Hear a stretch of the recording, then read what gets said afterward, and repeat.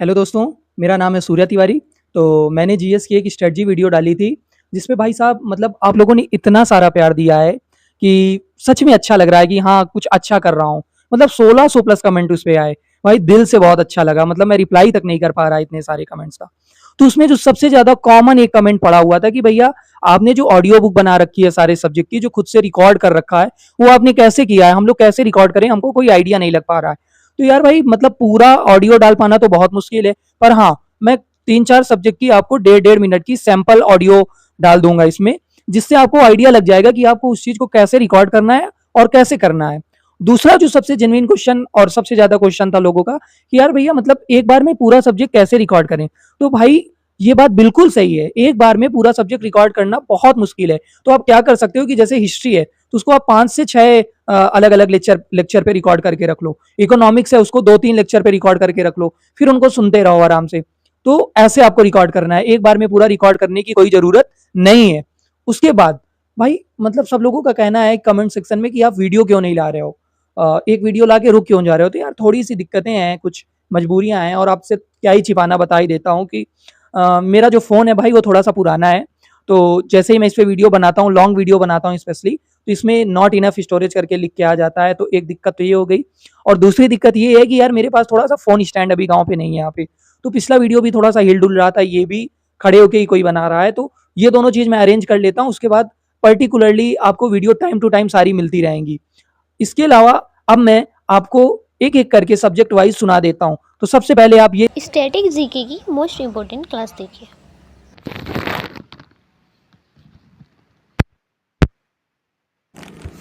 आज हम पढ़ेंगे अवार्ड, पुरस्कार, महत्वपूर्ण पुरस्कार। सबसे पहले देखेंगे नोबेल पुरस्कार। नोबेल पुरस्कार की शुरुआत हुई है 1901 एडी ईसा पूर्व, ठीक है। सॉरी, एडी नहीं, एडी तो ईस्ट भी होता है, ईस्वी, ठीक है। एडी में हुआ है। शुरुआत कब हुई है नोबेल पुरस्कार की? 1901 ईस्वी में, और इसकी घोषणा हुई थी 1900 में। नोबेल फाउंडेशन की स्थापना हुई 29 जून 1900 में। 29 जून 1900 में नोबेल फाउंडेशन की स्थापना हुई। स्थापना 1901 में अल्फ्रेड नोबेल ने इसकी स्थापना की, और कहाँ पर की? स्वीडन में की। अल्फ्रेड नोबेल ने और डायनामाइट की भी खोज की, ठीक है। इसकी स्थापना की, और जो नोबेल पुरस्कार है इसकी स्थापना किसने की? अल्फ्रेड नोबेल ने स्वीडन में की, और डायनामाइट की भी खोज की, ठीक है। अल्फ्रेड नोबेल का जन्म हुआ था 1833 ईस्वी में, और इनकी मृत्यु हुई थी 1896 में। यह शुरुआत में 5 क्षेत्रों में दिए जाते थे। यह शुरुआत में कितने क्षेत्रों में दिया जाता था? ये नोबेल पुरस्कार 5 क्षेत्रों में। कौन कौन से 5 क्षेत्र थे? साहित्य, चिकित्सा, शांति, रसायन और भौतिकी। इसमें राष्ट्र नोबेल फाउंडेशन प्रदान करता है। इसमें जो राशि मिलती है, पैसे मिलते हैं, वो कौन प्रदान करता है? वो नोबेल फाउंडेशन प्रदान करता है, ठीक है। अगला, 1967 से अर्थशास्त्र के लिए, जो अर्थशास्त्र है उसके लिए भी यह दिया जाने लगा। मतलब पहले तो सिर्फ साहित्य, चिकित्सा, शांति, रसायन और भौतिकी के लिए दिया जाता था, लेकिन 1968 में इसको भी शामिल, सॉरी 1967 में इसको भी शामिल कर लिया, अर्थशास्त्र को भी, और इसकी घोषणा कर दी गई कि अब अर्थशास्त्र के क्षेत्र में भी नोबेल पुरस्कार दिया जाएगा। 1968 में स्थापित किया गया, मतलब घोषणा की गई 1967 में, और जो 1968 है उसमें इसको स्थापित कर दिया गया। नोबेल प्राइज़ की जो राशि है वो प्रत्येक साल बदलती रहती है। ऐसा नहीं है कि इस साल इसका प्राइज़ इतना था तो अगले साल भी उतना ही रहेगा, ऐसा कुछ भी नहीं होता है। हर साल उसकी जो राशि होती है वो बदलती रहती है। अर्थशास्त्र की पुरस्कार राशि, जो अर्थशास्त्र है इसमें कितना मिलता है? अर्थशास्त्र की जो पुरस्कार राशि है उसमें 11 मिलियन स्वीडिश क्रोनर मिलता है, और प्रत्येक वर्ष अक्टूबर में नोबेल पुरस्कार की घोषणा होती है। जो नोबेल पुरस्कार दिए जाते हैं उनकी घोषणा होती है हर साल अक्टूबर में। घोषणा होती है कहाँ पर? ओस्लो में घोषणा होती है, और दिया जाता है ये हर साल 10 दिसंबर को। हर साल इसकी घोषणा होगी अक्टूबर में, और ये दिया जाएगा 10 दिसंबर को, और इसकी घोषणा होती है ओस्लो में, ठीक है। प्रत्येक वर्ष 10 दिसंबर को यह स्टॉकहोम स्वीडन में दिया जाता है। क्यों दिया जाता है 10 दिसंबर को? 10 दिसंबर को जो नोबेल थे, नोबेल फाउंडेशन के जो अल्फ्रेड नोबेल थे, उनकी डेथ हुई थी, इसलिए उस डेट को दिया जाता है। अगला, शांति का नोबेल पुरस्कार बिना घोषणा के दिया जाता है। ये सारे जितने पुरस्कार हैं, 6 पुरस्कार, उनको तो घोषणा करके दिया जाता है, और उसकी घोषणा होती है ऑस्लो में अक्टूबर में, और ये 10 दिसंबर को दिए जाते हैं स्टॉकहोम स्वीडन में। लेकिन जो शांति का नोबेल पुरस्कार है वो बिना घोषणा के दिया जाता है। कहाँ पर? वो नॉर्वे की राजधानी ऑस्लो में। बाकी सबकी जो घोषणा होती है वो ऑस्लो में होती है, इसको दिया जाता है ऑस्लो में। और किसके द्वारा दिया जाता है?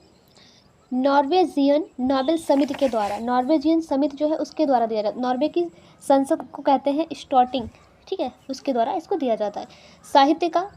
साहित्य का कहाँ दिया जाता है? साहित्य का स्वीडिश अकादमी स्टॉकहोम में दिया जाता है। स्वीडिश अकादमी स्टॉकहोम में दिया जाता है साहित्य का। भौतिक और रसायन का दिया जाता है royal Swedish academy of science Stockholm में। सारे के सारे ये स्टॉकहोम में दिए जाते हैं, लेकिन इनका सबका स्थान अलग अलग है। ये जो साहित्य का है स्वीडिश अकादमी में दिया जाता है स्टॉकहोम में, और भौतिकी रसायन royal Swedish academy of science, ये भी स्टॉकहोम में दिया जाता है। अर्थशास्त्र रिक्सवर्क बैंक वहाँ पे दिया जाता है, ठीक है। एक क्षेत्र में अधिकतम 3 लोगों को ही दिया जाता है, 3 से ज़्यादा लोगों को नहीं दिया जाता है नोबेल पुरस्कार। एक क्षेत्र के 3 लोगों को ही दिया जाता है अधिकतम, ठीक है, एक क्षेत्र में। 1974 में यह नियम आया कि मरणोपरांत नोबेल पुरस्कार नहीं दिया जाएगा। पहले क्या था कि मरने के बाद भी लोगों को मिल जाता था नोबेल पुरस्कार, लेकिन 1974 में क्या कर दिया कि मरने के बाद किसी को भी नोबेल पुरस्कार नहीं दिया जाएगा। मरने के बाद पुरस्कार पाने वाले व्यक्ति, लेकिन कुछ लोगों को दिया जा चुका था ना, तो कौन कौन थे? वो 2 लोग थे। एक थे एरी एक्सेल जिनको 1931 में दिया गया, और एक थे डैग हैमरशोल्ड जिनको 1961 में दिया गया था मरणोपरांत नोबेल पुरस्कार, ठीक है। सबसे अधिक बार रेड क्रॉस को मिला। एक बार 1917 में, 1944 में, 1963 में। हेनरी ड्यूनेंट के साथ फ्रेडरिक पेशी को इनको भी मिला था, ठीक है। जो हेनरी ड्यूनेंट हैं और फ्रेडरिक पेशी हैं, इनको दोनों को मिला था। फ्रेंच पीस सोसाइटी के संस्थापक जो फ्रेडरिक पेशी हैं, ये क्या है? ये फ्रेंच पीस सोसाइटी के संस्थापक भी हैं। सबसे कम उम्र में जो नोबेल पुरस्कार पाया वो कौन थे? वो थे लॉरेंस वेंग, 25 साल की उम्र में। और महिला, सबसे कम उम्र की जो महिला थी वो थी मलाला यूसुफजई, और ये 17 साल की थी। अगर पुरुष की बात होती है तो सबसे कम उम्र में पाने वाले हैं लॉरेंस वेंग, और महिला की बात होती है तो ये मलाला यूसुफजई हैं। इन्होंने 2014 में इनको मिला था 17 साल की उम्र में। मलाला यूसुफजई की एक बुक है जिसका नाम है we are displaced, I am Malala, और अन्य नाम है इनका गुल मकई, ठीक है। सबसे अधिक उम्र में मिला है गुड इनफ, और इनको 97 वर्ष की उम्र में मिला है। 100 साल पूरे होने वाले थे, 3 वर्ष कम, 97 साल की उम्र में इनको मिला है नोबेल पुरस्कार। 2 बार नोबेल पाने वाले मैडम क्यूरी को मिला है 2 बार नोबेल पुरस्कार। कब कब मिला है? एक बार 1903 में मिला, और एक बार 1911 में मिला। 1903 में रेडियो संक्रियता भौतिकी के लिए मिला, और 1911 में रेडियो निष्कर्षण के लिए रसायन में मिला। जॉन बाइडेन को भी 2 बार नोबेल प्राइज़ मिला है, एक बार 1956 में और एक बार 1972 में। 56 में मिला ट्रांजिस्टर है उसकी खोज के लिए, और ये उसका है? भौतिकी का है। और 1972 में जो मिला वो अति चालकता के लिए, भौतिकी में ये भी मिला। इनको दोनों भौतिकी के लिए मिले, एक ट्रांजिस्टर की खोज के लिए और एक अति चालकता के लिए। लिनस पालिंग है, इनको भी 2 पुरस्कार मिले, एक 1954 में और एक 1962 में। 54 में जो मिला वो नाभिकीय परीक्षण के लिए रसायन में मिला, और एक मिला 1962 में शांति के लिए। फ्रेडरिक सेंगर हैं, उनको भी 2 प्राइज़ मिले, एक मिला 1958 में, एक 1980 में, और ये दोनों उनको रसायन इंसुलिन के लिए मिले थे, ठीक है। अगला अर्थशास्त्र के क्षेत्र में 1969 में 2 व्यक्तियों को नोबेल मिला। अर्थशास्त्र है उसके क्षेत्र में 1969 में 2 व्यक्तियों को मिला था। एक थे रैग्नर फ्रिस्क किटल, इनको नॉर्वे अर्थशास्त्र के क्षेत्र में मिला, और जॉन टिन वर्गेन इनको नीदरलैंड में मिला। नोबेल पुरस्कार पाने वाले भारतीय, कौन भारतीय हैं जिनको नोबेल पुरस्कार मिला है? रविंद्रनाथ टैगोर, इनकी बुक है गीतांजलि, इसके लिए इनको मिला था 1913 में नोबेल पुरस्कार। साहित्य के क्षेत्र में भी इनको नोबेल पुरस्कार मिला। पहले एशियाई या गैर यूरोपी थे ये, पहले एशियाई और गैर यूरोपी, मतलब यूरोप के नहीं थे, ये एशिया के थे, ठीक है। इनको मिला था नोबेल प्राइज़। रविंद्रनाथ टैगोर के बाद दूसरे कौन हैं? सीवी रमन। सीवी रमन को 1930 में रमन प्रभाव भौतिकी मिला, भौतिकी के लिए मिला, ठीक है। रमन प्रभाव किस में होता है? भौतिकी में होता है, उसके लिए इनको मिला था 1930 में। 28 फरवरी को विज्ञान दिवस मनाया जाता है। 28 फरवरी को कौन सा दिवस मनाया जाता है? विज्ञान दिवस। अगला है डॉक्टर हरगोविंद खुराना, इनको मिला 1968 में कृत्रिम जीव के संश्लेषण के लिए चिकित्सा के क्षेत्र में। डॉक्टर हरगोविंद खुराना को मिला चिकित्सा के क्षेत्र में कृत्रिम जीव के संश्लेषण के लिए, और 1968 में मिला था उनको ये क्वेश्चन। अगला हमारा पॉइंट है, तो 4 नंबर पे कौन है? Mother Teresa. मदर टेरेसा को 1979 में सामाजिक कार्य में शांति के लिए मिला था।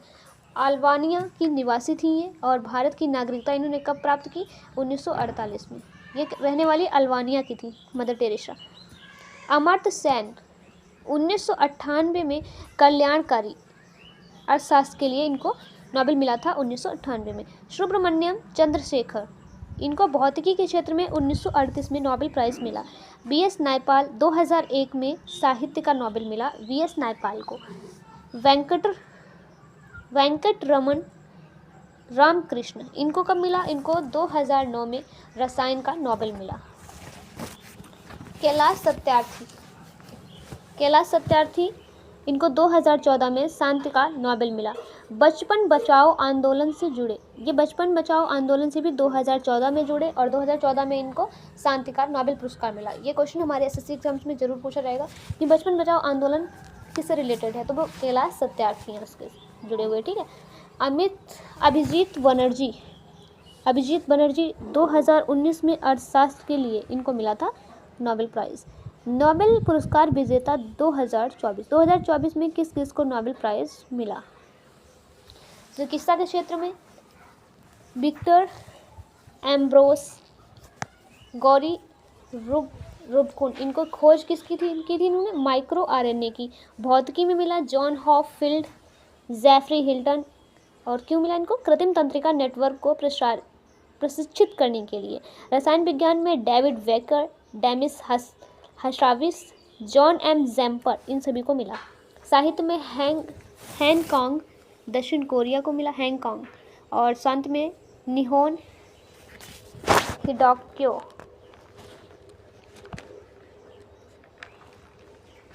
आर्थिक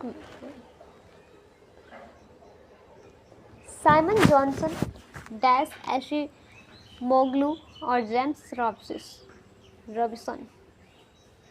भारत रत्न क्या है? सर्वोच्च नागरिक सम्मान भारत रत्न। इसकी स्थापना हुई 2 जनवरी 1954 में, शुरुआत भी 1954 में हुई। दिया जाता है कब? 26 जनवरी को, और किसके द्वारा? राष्ट्रपति द्वारा प्रधानमंत्री की सिफारिश पर।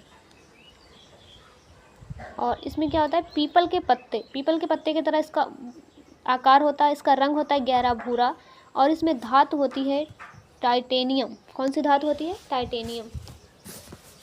लेंथ होती है इसकी 5.8 सेंटीमीटर, ब्रीथ होती है 4.7 सेंटीमीटर, और लंबाई होती है इसकी और इसकी हाइट होती है 3.2 mm। टी बोला, ठीक है, टी। एक वर्ष में 5 लोगों को दिया जाता है, एक वर्ष में 5 लोगों को ही दिया जाता है भारत रत्न। बंद किया गया, इसको बंद भी कर दिया गया था 1977 में, इसको बंद कर दिया गया था जनता पार्टी द्वारा। पुनः आरंभ किया 1980 में कांग्रेस ने। इसको बंद कब कर दिया गया था? क्वेश्चन बहुत अच्छा बनेगा कि भारत रत्न को किस सन में बंद कर दिया गया था? 1977 में इसको बंद कर दिया गया था, और किसने बंद किया था? जनता पार्टी ने इसको बंद किया था। उसके बाद पुनः इसको 1980 में फिर से स्टार्ट कर दिया गया, और इसको आरंभ किया कांग्रेस ने। वरीयता क्रम में 7वां, ठीक है। कुल 19 लोगों को मरणोपरांत भारत रत्न मिला है, मरने के बाद मिला है भारत रत्न। लाल बहादुर शास्त्री को 1966 में, कुमार स्वामी कामराज को 1976 में, आचार्य विनोबा भावे को 1983 में, और मरुथुर गोपालन रामचंद्र को 1988 में, वी.आर. अम्बेडकर को 1990 में, सरदार पटेल को 1991 में, राजीव गांधी को 1991 में, मौलाना अबुल कलाम आज़ाद 1992 में, अरुणा आसफ अली 1997 में, गुलजारी लाल नंदा 1997 में, जयप्रकाश नारायण 1999 में, गोपीनाथ बारदोलोई 2001 में, मदन मोहन मालवीय 2015 में, नानाजी देशमुख 2019 में, भूपेन हजारिका 2019 में, कर्पूरी ठाकुर 2024 में, चरण चौधरी सिंह 2024 में, MS स्वामीनाथन 2024 में और PV नरसिम्हा राव, इनको भी 2024 में मरने के बाद मिला है नोबेल पुरस्कार। ठीक है, आज के लिए इतने रखेंगे, फिर अगले क्लास में इसके आगे का देखेंगे।